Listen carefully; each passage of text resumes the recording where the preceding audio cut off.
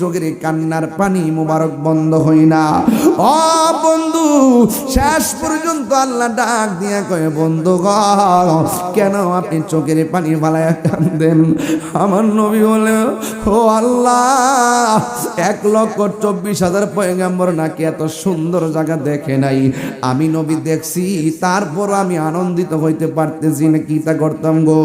ও আল্লাহ, আমি দি খুশি হইতে পারতেছি না। আল্লাহ কই, বন্ধু কেন? কই, আমার উম্মত তো এত সুন্দর জায়গা দেখে নাই, এই জন্য আমি এত সুন্দর জায়গাতে আইসা আমার উম্মতের আমার মনে পড়ে গেছে। আল্লাহ ডাক দিয়ে কই, বন্ধু রে,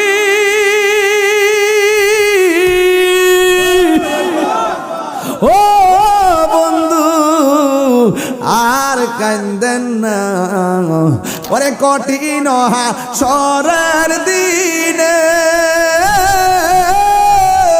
ওরে কে তরাবে নবী বিনে, দয়া করে তাই গো নবী হাসরের বেলাই বলো না, দয়া হাসরের বেলা পাইলে নিরালাই গো নবী, লাই পাইলে নিরালাই গো নবী, পাইলে নিরালাই। দুই কদমে চুমু খাবো, দুই কদমে চরণ ধুলি মাখে বগাই, পাইলে নিরালাই গো নবী, পাইলে নিরালাই, পাইলে নিরালাই গো নবী। এই জন্য যুবক অনুরোধ করে বলে দিয়ে যাই গো, এমনও হতে পারে আজকের মাহফিলটা কারো জন্য শেষ মাহফিল।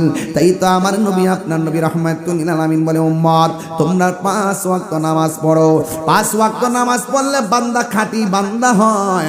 আর 5 ওয়াক্ত নামাজের পাশাপাশি যারা বেশি বেশি নফল ইবাদত করে, এরা আর বান্দা থাকে না, এরা আমার আল্লাহর বন্ধু হয়ে যায়।